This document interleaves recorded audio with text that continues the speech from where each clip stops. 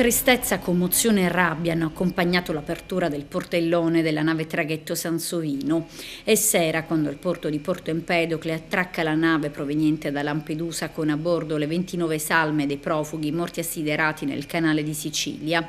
Sulla banchina ad accogliere le salme il prefetto di Agrigento Nicola Diomede, il vicequestore vicario Giuseppe Felice Peritore, il comandante della Capitaneria di Porto Massimo Di Marco, il dirigente della Polizia di Stato Cesare Castelli, altri vertici delle forze dell'ordine e Don Leopoldo Argento che ha impartito le benedizioni.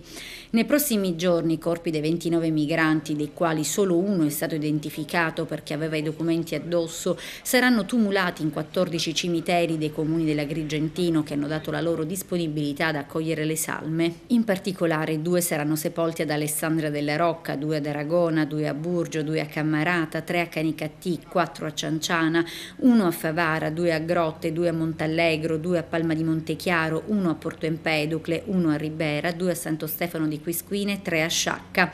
Loculi quasi tutti messi a disposizione dalle amministrazioni locali e alcuni dai privati cittadini.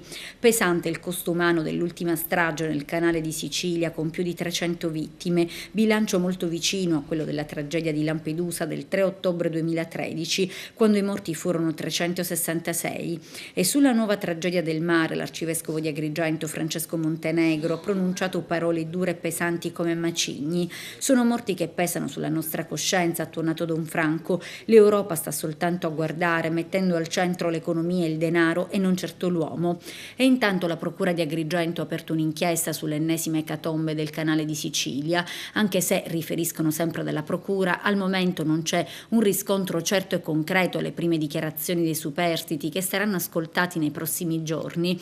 Le ricerche avviate dopo la segnalazione dei 9 sopravvissuti non hanno ancora portato al ritrovamento né di relitti né di corpi.